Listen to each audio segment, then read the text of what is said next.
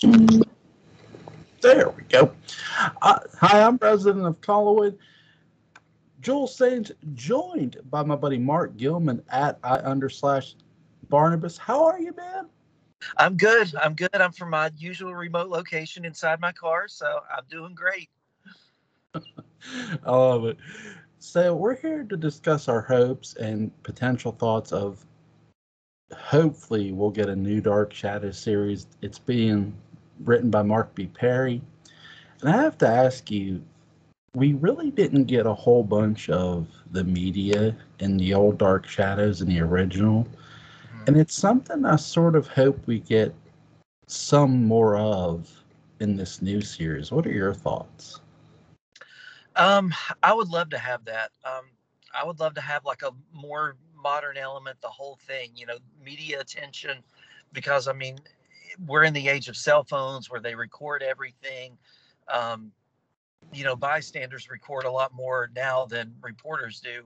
So, I think that would be a good thing to incorporate. And what I would really like to see, um, I mean, definitely have your focus on Collinwood, Yep. but I would love to see a whole lot more going on in the town of Collinsport. That's one thing I loved about the beginning episodes was it wasn't so confined at times in, the old house or the main house. I loved getting to see the town of Collinsport and getting to know the town because there was a lot of rich gothic atmosphere. Yeah, for those who have never seen Dark Shadows, and I know that people who watch this channel have, but for those who haven't, what Mark's talking about is when you watch from the very beginning, and you watch that train come up to that station, and even Victoria getting off Mhm. that station, even though it's a ways away from town, it sort of sets the mood for the town almost. You have Yeah. this, it's dark, it's foggy, it's got, even though you can't feel the cold, but it's got this chill to it that it puts you there. Mhm. So, and then when you get into town, you meet Maggie, and it's just like, wow, this really looks good. And like you were talking about, like I love how someone's walking along the docks. Mhm. That's what gave I mean, we all see the beginning theme in the intro where the Mhm. clouds are flashing up against the rocks. But Mhm. what really helped Dark Shadows 2 in the beginning is them walking along the docks. It lets you know, hey, Yeah. yes, this is a fishing town. This is Mhm. right along the coast. Yeah. And it's like, I'm with you. I want more of that. Mhm. In, this new don't get a in this new series, don't get away from that like they did in the original. Mhm.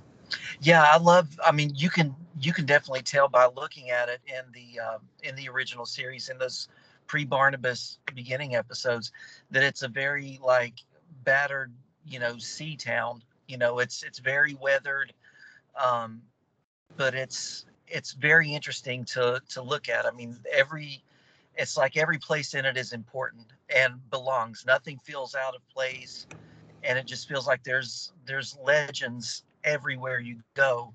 There's something like some kind of supernatural history tied to it, and I really enjoy that. Yeah, it really. Until now in 1795, you see Barnabas down at the docks killing these women, Yeah. but they don't. It's weird because they don't show that in 1966, and I sort of wish they did. To Yeah. where, like, we hear about women being attacked and stuff, but they actually show it in the 1795 arc. With 1966, we're more hearing about it, and I sort of wish we would have seen that way. We could have sort of gotten back to, what I mean, the town feel there, Hmm. because I think you could have got some more of that where you see this woman walking along the docks, and here she just gets grabbed and attacked. And it would have been really interesting if they would have showed something like that for the 1967. Hmm. I agree. I agree. And, that could even be a good angle, like, and I know there's a lot of them out there, kind of like a crime investigation thing where there's maybe people getting attacked. It's very unusual. Maybe even like bite marks that they're finding, and they're, trying to figure out what's going on. And all these leads are pointing to something going on at Collinsport, and, it could lead into Barnabas. I mean, I think that would be an interesting angle to go with to start the show off. That would be hook. Yeah, I think too, like to your point, that I could see because there's we've talked about media a bit. So let's take this guy who's not from Collinsport originally. He moves to Collinsport, to so I'll pick a town that has a lot. I'll pick a place that has a lot of crime. So I'll pick my own home state, Pittsburgh, PA. I'm sorry, people, but no, Pittsburgh does have a lot of crime to it. So I could see maybe a newspaper reporter like, I can't live here no more. There's just too much violence or too much crime going on. So they move to maybe a place that doesn't have it. But here's this person that's this investigative reporter who's seen so much of it and knows what it looks like and is, and knows when maybe something doesn't quite smell right from an investigation standpoint, who's worked with police, and he moves to this small town, this Collinsport, Maine, and he could ask his new editor, hey, what happens here? And the editor laughs at him, like, happens here? Son, there ain't nothing that happens here. Exactly. Nothing that the Collins family doesn't keep under wraps and control. Right. I love that. And that's the thing too. Like, he goes, you know what? You're new here. He goes, there was this old case years ago, cattle mutilations. Somebody was draining the blood from cows. They blamed it on this guy named Willie Loomis. Well, you can look into that. And that's, you could start it there. And he'd be like, cattle mutilation? Cattle mutilation? Have you seen the countryside of PA? Exactly. Not that because the countryside of PA, like up here, you see farms, you see cows. Not that the cows get mutilated or their blood drained out of them. Right. But, right. If you'd see a cow after like an attack of an animal, you'd be like, oh, that's not nice. No, not at all. What do you think, man? Do you think they could have somebody sort of look into that? I think so. I think so. I think that would be a really good hook, and maybe even add a little bit of mystery about the reporter. Like, maybe we don't know a whole lot about his background, that maybe he's got some skeletons in his closet, maybe some shadows in his past too, to kind of add to the mystery box of everything. I think that would be cool. But yeah, I think going from the angle of a reporter, discovering Collinsport and everything that it's about is a great idea. The reporter. Now, this isn't something we would know, and you said that, and I instantly thought of something. The reporter killed a gang member who murdered his niece. Sort of like something out of Death Wish, almost. But no one knew who did it. Because there was this guy, the guy he killed was a gangster. There was a laundry list of suspects. And the gun he killed him with, no one ever traced it. Because it was so common. Yeah. So he bought it. He didn't buy the gun either. He already owned the gun because it was his dad's. So it would be like an older gun that somebody would have. That's something you could play with too. Like he wasn't somebody who looked for a problem, but he's somebody who resolved something years and years ago. Yep. Do you think do you want to see, like, you've talked about like the town of Collinsport, which I love. I love where you're going there. So, would we get, because we did get a lot of the blue whale, Mhm. for like the beginning episodes and even some of Barnabas. But there was a point in time when we just stopped seeing that, and we were really focused on the houses and like the estate and stuff. Mhm. So, like you're saying, do you hope we or think we'll see like I'm trying how to word this like more of the blue whale? You know what I mean? Like Oh, throughout of course. the series. That's like a staple. You got to have the blue whale. So, Yeah. yeah, I think that would be great. You've got to have the blue whale. I think the Collinsport Inn and Hotel still there. The coffee shop inside. Um, because I mean, there's some like, okay, I'm in North Carolina, so there's some places in Raleigh. Um, I did some student work at a pharmacy that it was an independent one that opened up. I think it was in 1909. So they still have the same restaurant in there today that they started in 1909. They didn't change anything about it. And I think that would be cool to have, a lot of stuff like that in Collinsport, like the coffee shop still being there after all those years inside the hotel. Um, I mean, just a lot of towns like to keep those traditions going in that old style feel. And I think Collinsport would be a town that would try to hang on to its history like that. Yeah. I could see maybe like Maggie owning the hotel or something. Like, why not? There could be that. I mean, that's the thing too. You have Maggie, Joe Haskell. They're alive. They weren't like killed off. They were wrote off, sure. I mean, not every character in Dark Shadows was killed off. Right.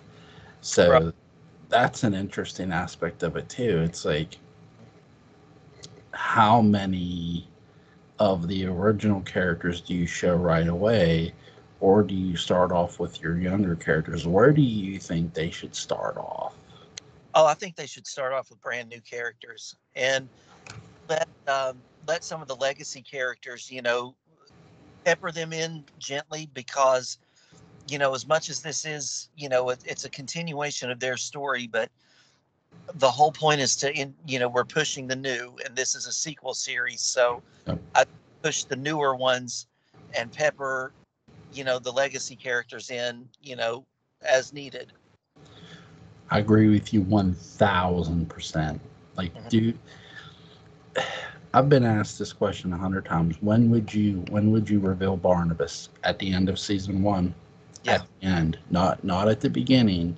Mhm. Cause I don't know. We don't know how long their one season will be, right? We don't know that.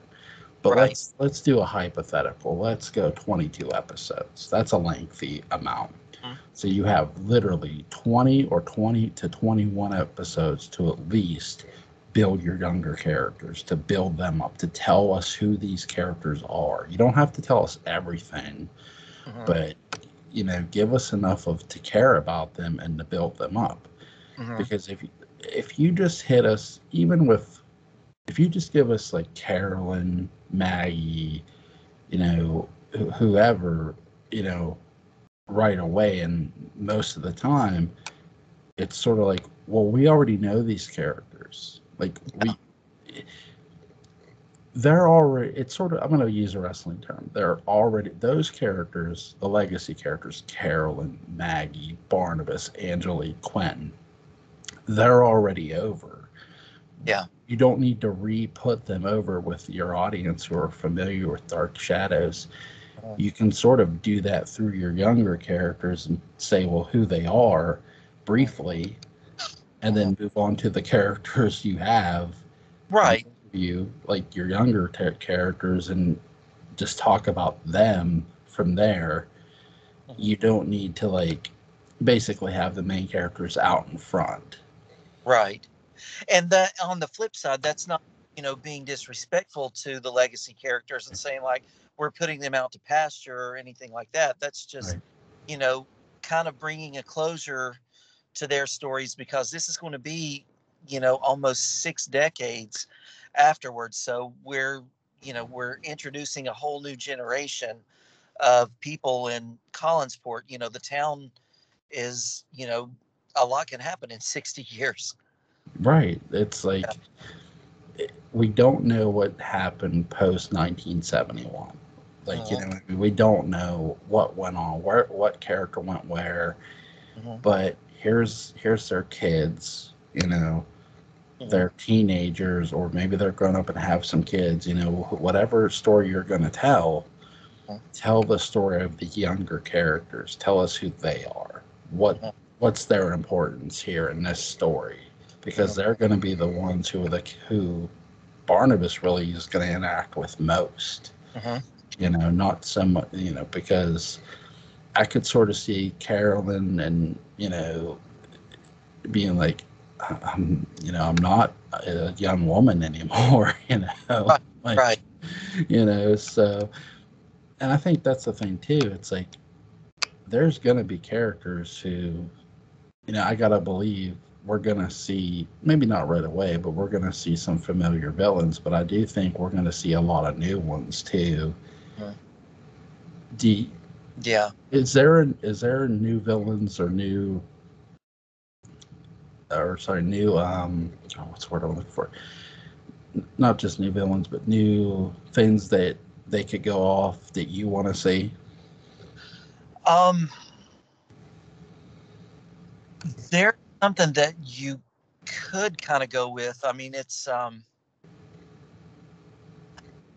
I guess it just depends on how dark they want to go with the series, how dark they want to go with the feel of it. I was thinking, we could have something about people being attacked, um, like we were talking about earlier, starting your show off from that angle, of murder or attack or something like that. And I thought about a cult of Judah Zachary still existing, Yep. and their reach and influence you know, has really grown throughout history, where now some of them are secretly involved in politics. And so their reach and influence is much wider. And, their motivation is more than just destroying Collinwood.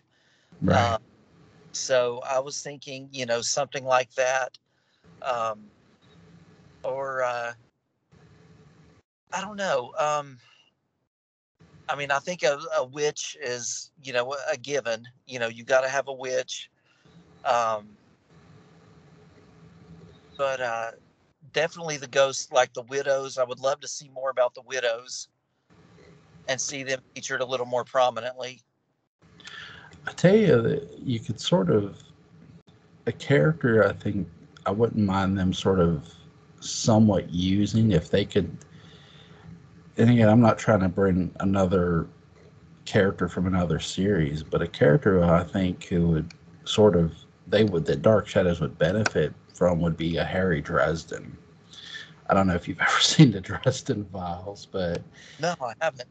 it was only one series. I've never read the books, Mhm. but I was really impressed with the series, even though it was only one season. And it was a hell of a show. Sci-Fi should have never canceled it. Goddamn you, Sci-Fi Channel. Um, but he was a wizard, and no one, like, mortal people didn't know he was a wizard. He couldn't tell them, even though he wrote it on his door. Like, he couldn't come out and say, "Yeah, I really have powers." So that's something I could sort of see where people aren't, like, sort of like Barnabas. People aren't upfront with who they are or what they really do. Not just wizards or sorceries, but the normal people even. We sort of talked about the reporter having, like, a skeleton. Well, there could be a lot of characters that have skeletons that we just don't know about. But That they're that's the way of small towns. right. And I both know that. We both know that. Yeah, there really is. It's like, I've often said, like, when I was a kid, I saw something really weird. Mhm. Well, here's the thing: no one ever believed us. what we saw. And it's like, damn it, I know what I saw. It was creepy. But, will I ever find out what that was? No. No. Because, somebody, whoever did that, kept their mouth shut about it, and didn't say nothing. And that's just how it works. It's like there are secrets and like things we're never gonna know. Well, that might be that's Collinsport too. There's just things Yeah. we might not find out right away or even down the road, but it's a possibility of what we could find out during the series. It keeps you interested. Yeah, exactly. And that's something I would love, to keep things going and continuing, not just like, one episode and your story's over. Then we go to another story next week and then it's over. I like to keep it all flowing and all connected. I I can only imagine like Carolyn's daughter, David's daughter, like David's kids, the Carolyn's kids. It's like you'd have like a rebel on this side or a rebel on that side, or like the bookworm or something. Mhm. Like, do you ever read the family history book? No, we don't read from there. Right, right.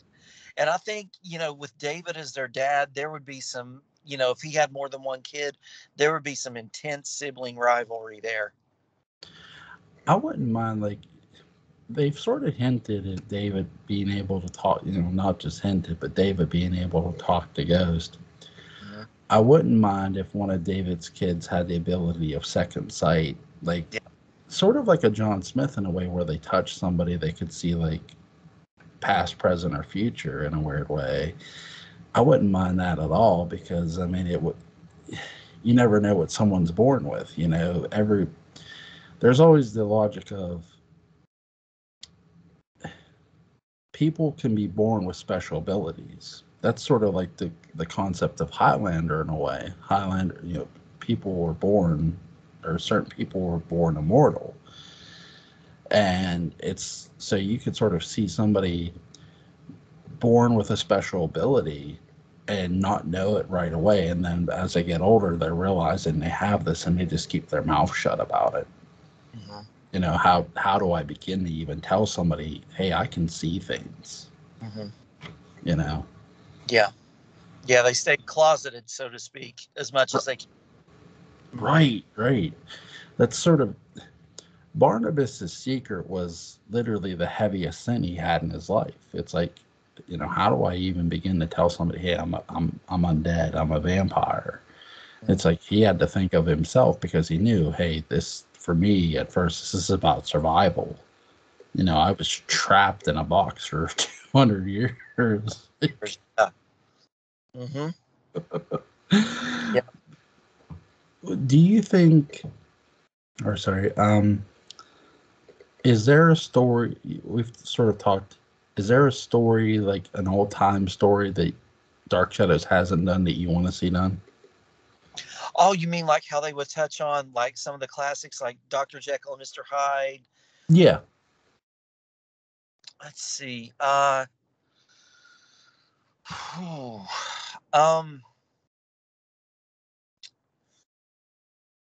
gosh. Uh,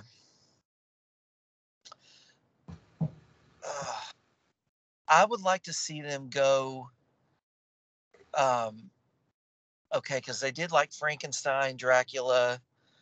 Um, we had a werewolf. Um, I I guess I would like to see something along the lines of Edgar Allan Poe, one of his stories.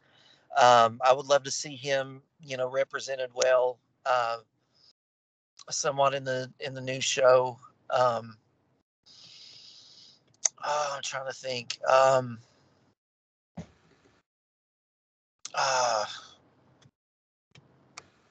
I don't know. You go ahead. I'm still thinking. I think I said before, I'd love to see something about Val Luton. Take one of Val Luton's stories and use them. I think that's a, Val Luton was a master of letting the audience think their imagination run away from them, what make you ask what's really going on here. And that's something Dark Shadows sort of does too with the original series. It's at times it's like, what's really going on here? Is this place really haunted? Like, then they sort of they answer those questions. But I would love for Dark Shadows to sort of plant this seed of where, okay, what's really going on here? Are these people like the cat people or Val Newton's original cat people? Are those women really cats? They act like feline cats. They are. Can they really be a panther? You know, who knows? But it leaves you to that imagination of that question of, oh my God, what's really going on? Mhm. You know, that's something I'd love to see. Okay, very good. Very good. I like that. I guess one thing I could think of, which, if um, have you ever heard the Edgar Allan Poe story, "The Fall of the House of Usher"?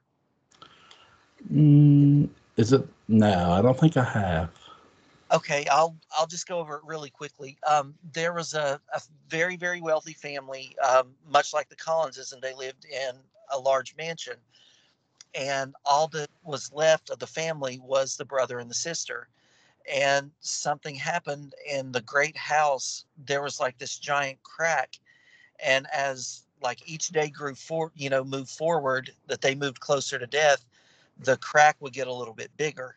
And it was, I guess, supposed to be the end of their their story, their generation, their bloodline. Well, the brother wanted the bloodline to end because he looked in the family history, and there were centuries of, like, evil people in his house, and he felt that the uh, the bloodline was tainted, and that if they were to bear children, then the evil would continue. So there was like a rivalry between him and his sister about whether to continue the family. And they were trying to, I guess, get their conflict resolved with each other before the crack in the house, caused it to collapse. Yeah, So, um, which kind of brings up another point.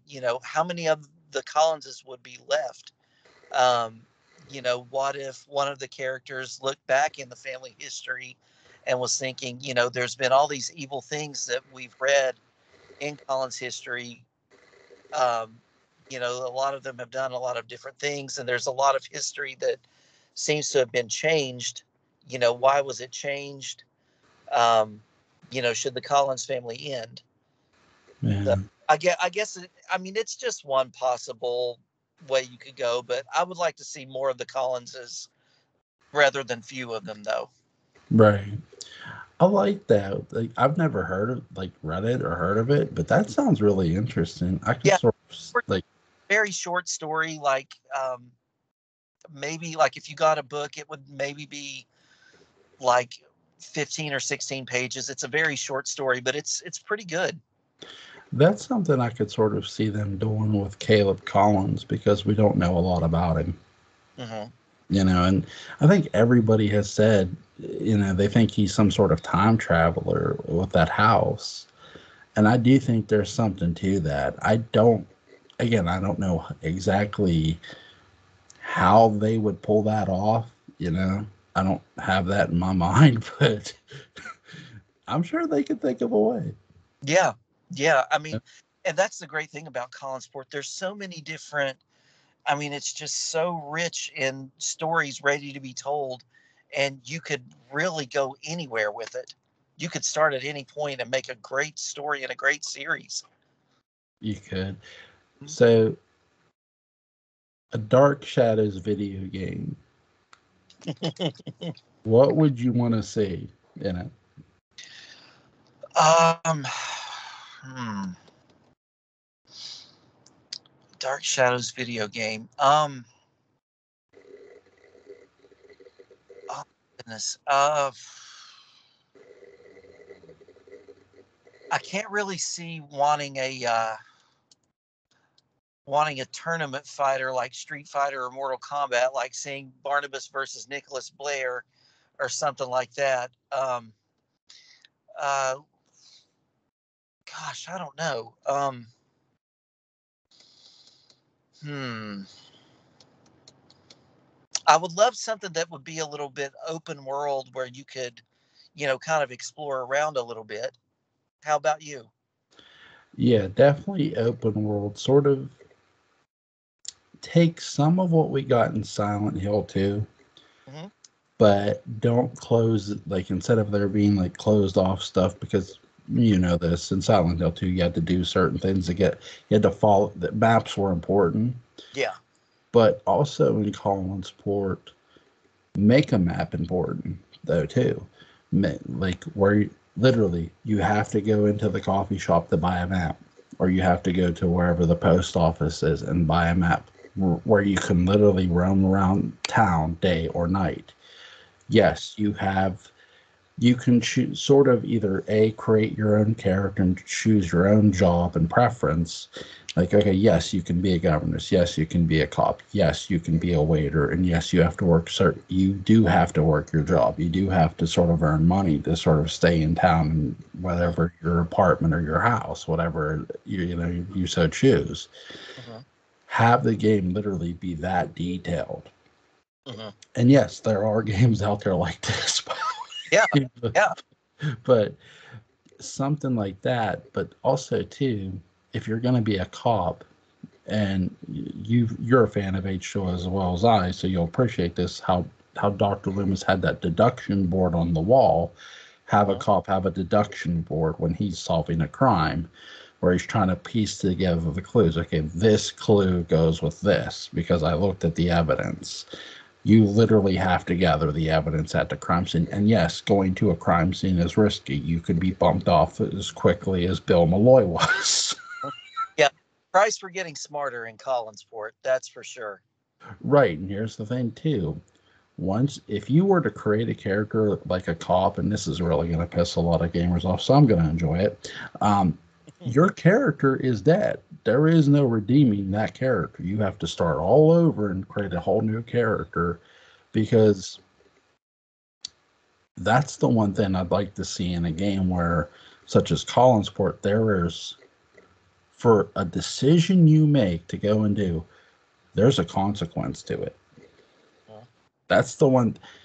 The Silent Hill 2 was all the consequence. There's you know what I mean? Have that with Collinsport, but more severe. Mhm. You know, Yeah. Yeah. Silent Hill 2 was all about consequences. I mean, like the littlest thing you would do could like make a big impact on, you or one of the other characters. now don't worry. This isn't going to be like Pyramid Head chucking you off the. True. True. Exactly. Exactly. We're not going to injure you that bad. Just when No. when when the character gets killed off, your character gets killed off, and you create a new one. And no, you can't go looking into their death necessarily unless you're a cop. Hmm. You say, or like an investigative reporter. Hmm. Do you know about the supernatural? There, if you are a member of the supernatural, so let's say you create someone with powers, there's perks. Hmm. Like, we know Barnabas's weakness would be sunrise, cross, silver, like, Yeah. but with the whole bloodlust thing, Hmm.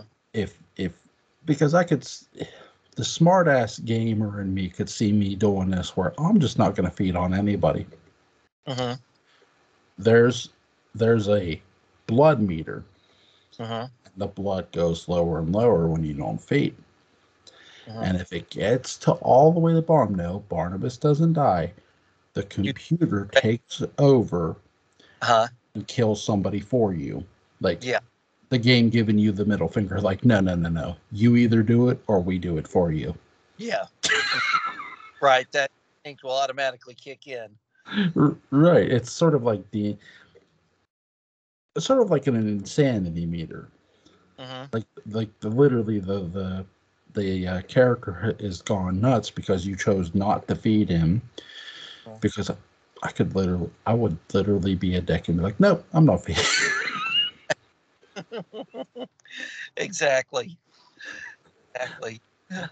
Yeah, pushing games' buttons is fun. Like, because you want to see, okay, how far can I stretch this? Right. But then it's like the game shows you who's boss. It's like, Mhm. and there are games that do that. Red Dead Redemption 2 does this funny. If you try to go to New Austin as Arthur Morgan, you will get shot up by invisible snipers, and it's funny as hell. Wow. And I do this every so often. My wife's like, "You're not gonna make it. You're not gonna make it." And I made it a little further because I was doing a mission that sort of is part of that in a weird way. It's an early mission, Mhm. and then I got shot up by the Magnificent Seven, as I call them. Uh-huh.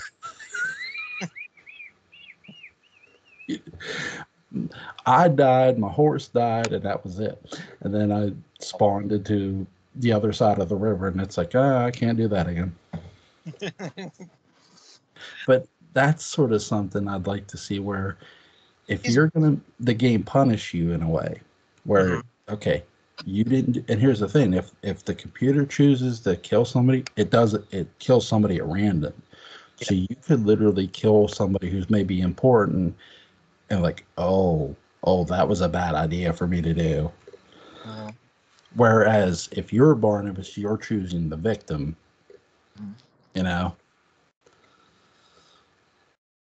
What do you think, like as far as like in video game, one thing I loved in the Nightmare on Elm Street game for Nintendo was you had like a meter where you would go back and forth into sleep, and then it would like transition into the nightmare world. If there was a way to like incorporate the dream curse into this, where you would walk, and it would be sort of like Silent Hill, where the town would change into the other world, like if like your character falls asleep or something, and then you're in a nightmare version of Collinsport, and everything is different.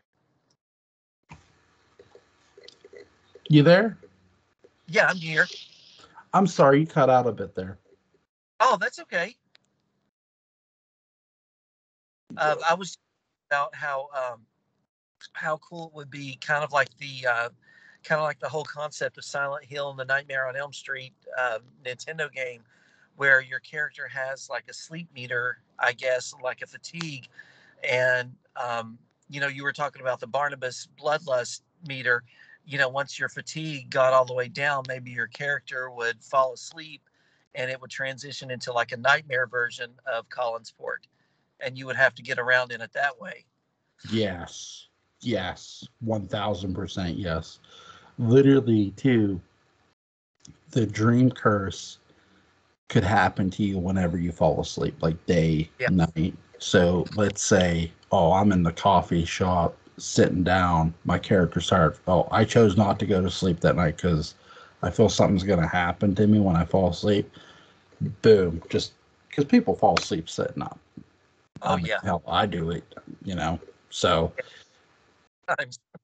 right. It's like, and you could be sitting on your couch and go, and Right out of it. Yeah. right, right. So here's this person sitting in a chair, and they doze off, and here you literally see the table go out the window, break the glass, and the person's like, they're not awake, but now they're in this whole other world of crazy stuff happening. Maybe a car swerves at them or something like that. I don't know, but like it doesn't have to be necessarily something that severe, but just their worst nightmares. Sort of like, the dream curse. What's their worst fear? And that they could see other people and get to know other people in this other world, and then when they start to wake back up, they're gone, and then when you fall asleep, you're back with those people again. Right. I love that. That's a great idea. I would love to see that in a Dark Shadows game. Mhm. I love that. So the werewolf. Hmm. How would, because Quentin's portrait prevents him from turning 1 to 1, so you'd have to use Chris Jennings. So how often would you have the full moon? Because it couldn't be every night. That would be unrealistic, right? Yeah.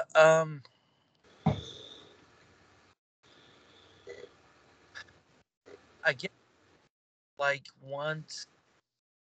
Oh gosh,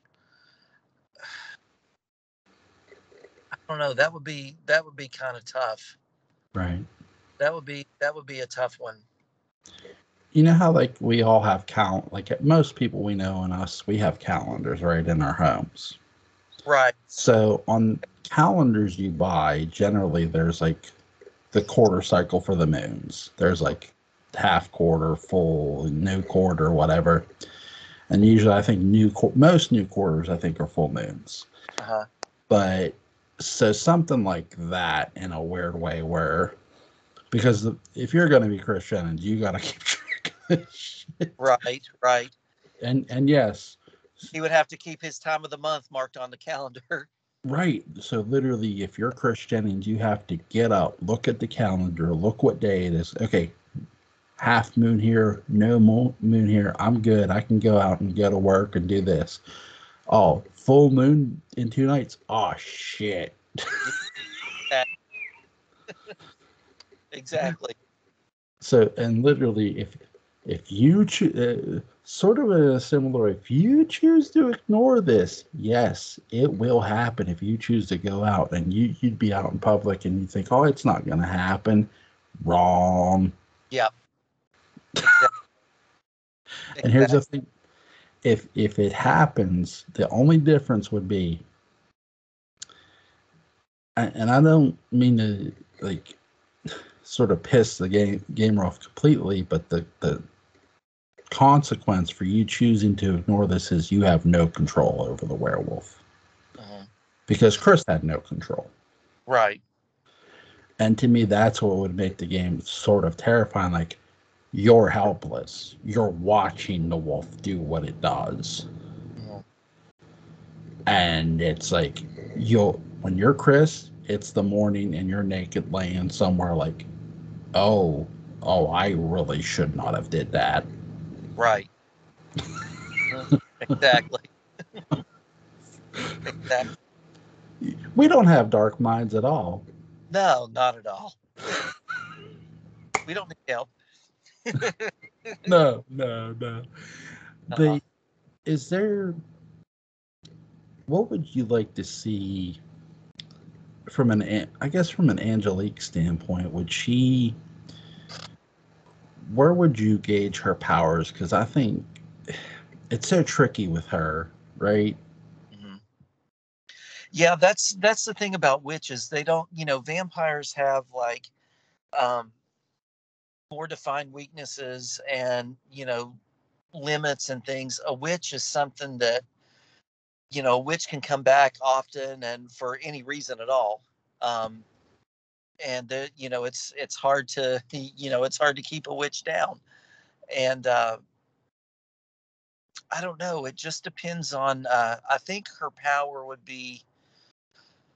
Now, are we talking about a video game or is the series still? Video game. Video game. Okay. I guess with Angelique, it would be.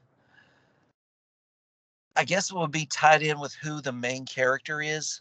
Right. Because Angelique is not going to get involved unless she's got something very personal with it. So I think that's very, very relational to the amount of power that she has, how invested she is in what she wants to accomplish. I think that's the thing. I'll ask you about the series here in a second with Angelique, but with the game, I think that's the thing too. If you're gonna be Angelique, if we get to be Angelique in a video game, be sitting there at the Blue Whale flirting with a male and Barnabas calling, hey, I need a favor. No, I'm busy. Yeah. Do you see me working here? Exactly. So literally, you can choose Angelique's whether Angelique chooses to help somebody or not, or does something for somebody. Because I mean, she's a witch; she doesn't have Yeah, to do it. That's exactly. I think that's sort of the opposite of Chris and Barnabas, where they're gonna have to do certain things. With Angelique, you can pretty much have free reign Uh-huh. until you feel the want to actually want to do something. But for the series, what would you want to see with Angelique?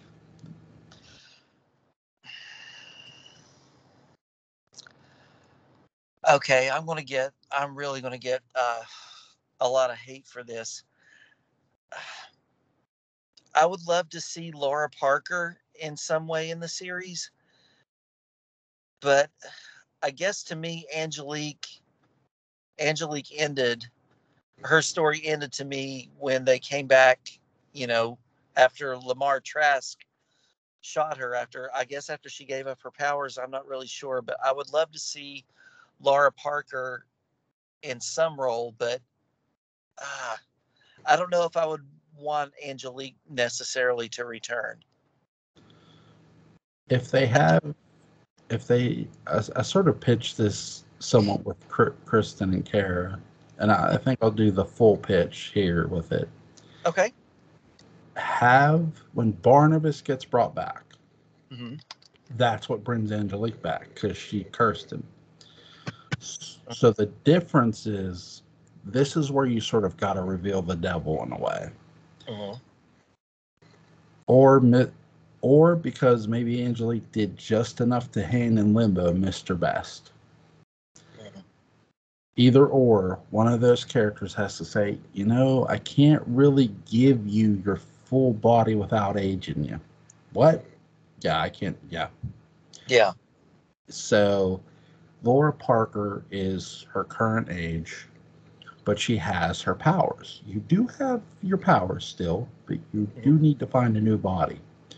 Mm-hmm. So here's Laura Parker, aged, walking down the streets of Collinsport, and here comes this young high school teenage girl, and you know, Laura Parker is one of the best actresses ever.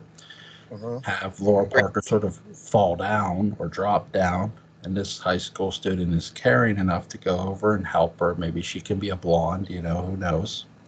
Mm-hmm. And Miss, are you okay? You know, she's just concerned. And that's when Laura grabs her and says a spell and transfers her soul into this young body. Mm-hmm. And that's Angelique. Mm-hmm. That's Angelique transferring her self, like transferring, it's like a switch. I And like that. that's Laura. Basically, the younger version is now Laura Parker. Mm-hmm. You know what I had to do to get this body to Yeah. Barnabas? Like I had to work hard, damn it. Yeah. Exactly. You know, but Exactly. That would be good. you know, I it's crazy because you do have to sort of account to, okay, how do you bring Angelique back? Because you can't honestly have Barnabas without Angelique Mm-hmm. because she did apply the curse. You know, that's a base they're gonna have to cover. I'm curious to see how they cover that. Mm-hmm. Like how like could they use CGI? I guess, you know, with Angelique, but Mm-hmm. they could also use the other way too. Mm-hmm. Sure. You know, Who would you cast as a younger Angelique? I think I had said Peyton List. So I was thinking the same thing. I was thinking the exact same thing. Peyton List. That's great. That's great. I think she would be perfect. because I could see her like walking. Oh, Miss, are you okay? Mm-hmm. Then boom, Laura grabs her. Mm-hmm. Yep. Yep. She turn on the witchiness for sure. A lot of people are gonna say the girl who plays Sabrina, but I think and I like her, but she's so obvious right now. Like there's such a thing as too obvious of somebody. You know what I mean? Mm-hmm. Don't get me wrong, she's a good actress. She could do the part easily. But I want somebody who you're just not expecting to walk over and be there. And then here's this girl who just happens to be a high school student and really cares for people. Yeah. But now she's about to get a completely different Oh, personality change. Oh yeah. So would you want to bring the Phoenix into the new series? Yes, sir. Yes, sir. How about you? Oh yeah, totally. Totally. I think the one difference, too, with the Phoenix, I would literally have it sort of where there's this bird and it's a phoenix Uh-huh. and it goes into a woman, a random woman. Uh-huh. And that's the phoenix. Like the phoenix can like go in and out like every 100 years. Yes, the phoenix shows up. There's no destroying the phoenix. The phoenix just comes back. Uh-huh. Like Angelique always found a way to come back. There was never getting rid of her. Well, there's never really getting rid of the phoenix either. Right. Whether they use an actual bird or just use a woman who comes back as the phoenix. Mm-hmm. That would be good. That would be Yeah. good.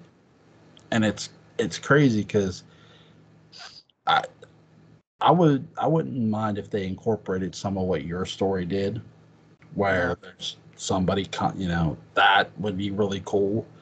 But I would really love to just see the Phoenix come back where it's like, oh shit, this ain't good. Uh-huh. Like, Yep. and use Egyptian. They talked about Egyptian lore, so maybe there's something they could use to do that with. So Yeah, it's just like there's just like with Dark Shadows, really, there's just endless possibilities and so many different ways to go. And they would be good. They would really all be good, except for a certain movie that came out 10 years ago this year. that's the thing. I wanted to talk to you about that. So there's been all this talk about, the 2012 movie being in the top 10. Netflix. Yeah. Why do you think that is? I don't know. Honestly, I think a lot of people are that desperate for more Johnny Depp. I mean, I am. I love Johnny, but I think a lot of people didn't really see Dark Shadows. I think that it didn't make a whole lot of money, so not everyone went and saw it. And people have been staying home for a long time now, so they're really reaching for things to watch. But I think it's kind of crazy, that it's trending in the top 10 on Netflix. I can't really put my finger on it other than people are just really missing Johnny Depp. I'm going to take some responsibility for this. Mm-hmm. I have said on my channel, would I tell people to go watch a 2012 movie? Sure, why not? Go watch it and judge for yourself. Yeah, but, of course. But also realize this is a movie. This isn't the series. Same thing with the other two movies. We both love House and Night of Dark Shadows, and there are some good things about the 2012 movie. You've said it too. The sets, the score. Eva Green, Michelle Pfeiffer's performance are great. But is it a great movie? No. I think a lot of the reasons it's honestly being watched is because there are just people who haven't seen it, and maybe they just don't have time to go check out the original series. I mean, let's call a spade a spade. The original series is a long watch. You're not watching that thing in one day. No. You know this as well as I do. As dedicated to fans as we are, we love watching the original series. So we'll watch it when we get a chance to, or just throw it in and watch it because we love it. But there are people who might be coming to this franchise or trying to get into this franchise and go, you know what? I'll watch this movie because I've never seen it. Even though, yes, it's from 2012. Because here's the thing. There are movies that I haven't seen. Hell, I haven't seen V from Vendetta. Highly recommend. I didn't see it until a couple years ago, and it's good. Right. And it's like, so there are just movies people haven't seen. And yes, that includes the 2012 movie, Dark Shadows movie. So I think to your point too, people are craving some Johnny Depp. But I do think that there are just people who haven't seen it. And it's like, okay, I can go watch this on Netflix. It's not long.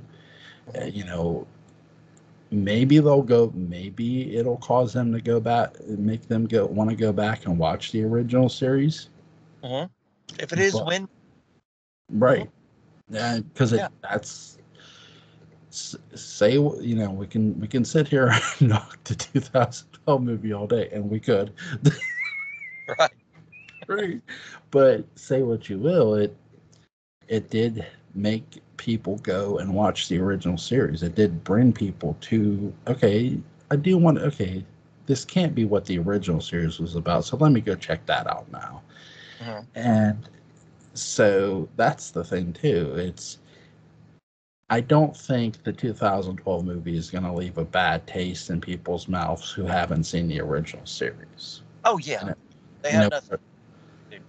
And here's the thing: you and I have both watched the original series and the two movies prior to seeing this. Did this movie leave such a bad taste that I never wanted to watch Dark Shadows again? No, it didn't. Absolutely not. It made me love it more. It made me walk away going, you know what? Sure, they could have did 1,000 different things with this movie. And that's something when I go back and watch the 2012 movie, I do most. It's like, man, if they would have did this, and this, and this, and this different, this isn't a bad movie. But they don't, and it makes me wish they would have. But there are things when I go back and watch, I've noticed, even more and more, man, I just keep noticing how well the sets were put together. And that's something you pointed out to me. I'm thinking, man, Mark nailed this. He's right. The sets look great. Well, that's what Tim Burton did before he became a director. He was a set designer, so he really, really knows his stuff there. And every one of his movies that he makes, they're beautiful sets. So yesterday was the anniversary of when the 1991 revival aired. What are your thoughts on it, man? I love the 91 series. I hated that, I didn't know anything about Dark Shadows when it came out. So, I missed the show. I didn't actually watch the 91 series until 2014, right before I went to my first and only Dark Shadows Festival in New York. And I loved it. I thought Ben Cross was fantastic. At first, I was thinking that it was kind of, like a greatest hits album of the original show, how it started out. But then, like, when they went back in the past and you could see that Ben Cross was playing Barnabas very differently than Jonathan Frid. Yeah. And, he was making it his own thing. He was such a nice and likable person. And you could see when you went back into the present what the vampire curse really did to him. You could see such a stark difference in Barnabas's character. And, it started taking its own way and doing things differently. And I thought it all worked. And I was really upset when, I was getting towards the last couple of episodes because I was so hooked on the show. I went through it in 2 days. And I was so upset to see it end. I really was. It made me sad. I mean, I was loving the journey, and I knew the end was coming, and I didn't want to be there. Yeah, it's a really interesting series. I do think that they did do a good job of adding a fresh coat of paint to these characters, but it's would I recommend it? Sure. It's a hell of a watch. Yes, it is. I think, for what they were able to do and got to do, they did do a good job. It is a watchable series. Oh, And when I mentioned this with looking at Jonathan Fritz and Ben Cross's. Ben Cross did not try to be Jonathan Fritz, and in no. a way, thank goodness for that. Too many people try to clone what was already done, Mhm. and Ben Cross said, "No, I do think he left a touch of Fred at times to sort of pay homage, but Mhm. not so much where he's caught just copying Jonathan. No, Yeah, he may have said some similar lines, but he never tried to deliver them the exact same way that Jonathan did. He right, did it his own way. right, and that's something I'll applaud him for. Where, and I think that's something you and I have touched on well too when we did the Dark Shadows movies. Johnny, with Johnny Depp in that movie, it feels like he's just trying to find his Barnabas so much. Mhm. He never really. I don't think Johnny Depp ever really found what his Barnabas was at times. There. No, I don't either. Um, I don't even know what he was, and it's not Johnny's fault. It's because I think Seth Graham Smith didn't know how to write Barnabas because he just absolutely did not understand the character. So I think Johnny Depp was searching, like you said, trying to make it as much Jonathan Frid as he could, but the, there was just really, I don't want to say that there. I mean, it's like there were really no core elements of Barnabas in the writing. Right. I agree. Yeah. To Seth Graham Smith, go straight to hell. Please, we'll put a nice guy spin on it. Mark will put the nice spin on it. I'm not going to Yeah, put no, no, right. no, no. I would gladly sell Seth Graham Smith to Diablos, his soul and everything. But God, no, it's really all. It's a really interesting watch. Honestly, it as much as the movie pisses people off, it doesn't necessarily piss me off. It just I find it really curious because there are curious elements in that movie. You know, I think one of the most curious elements that there's moments they have, and it's like they don't take full advantage of them. And I just do think it's the way it's written to where they don't really capitalize on the moments they have.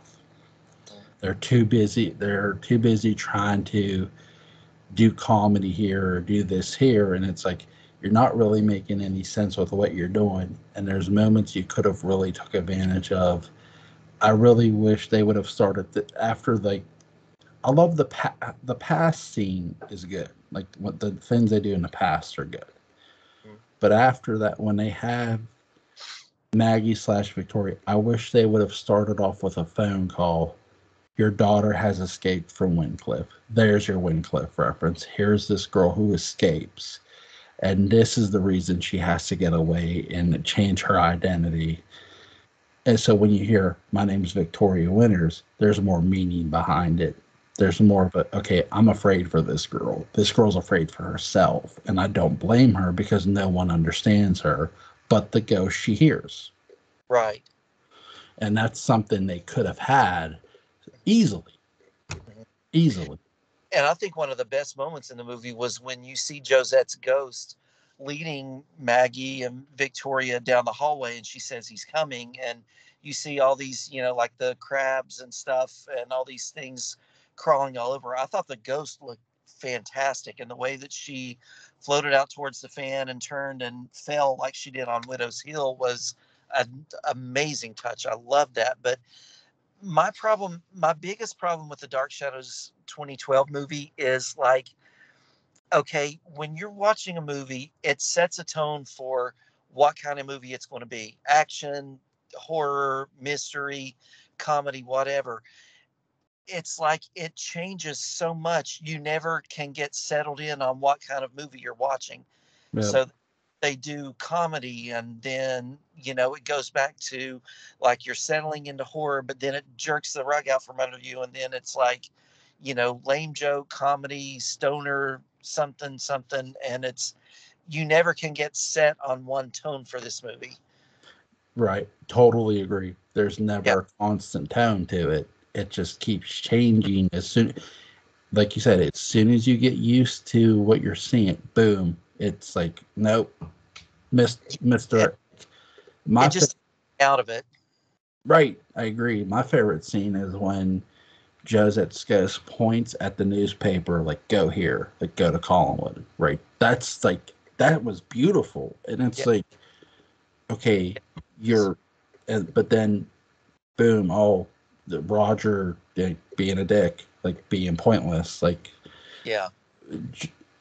like you said, and you said it the best, that they literally, it doesn't get you, it goes from one thing to the other, and there's no real theme to the movie. Mm-hmm. Like, yeah, there are good things about it, but it's like, yeah, I can't really defend the other things, like, and I don't want to either. right. It keeps ruining itself by changing what it wants to be, every few minutes. And to me, it just kind of takes me out of it, because I don't know what to feel when I'm watching it. And for the love of God, can somebody put Jackie Earl Haley in a role that, they don't fuck him over? Exactly. Yes. I liked his Willie Loomis, where he says about Julie, I didn't like that bitch anyway. That's so John Carlin to say something like that. Right back, right. I loved his Willie Loomis. I loved Jackie Earle Haley's Willie Loomis. We don't see a lot of him in the movie, but God, is he good.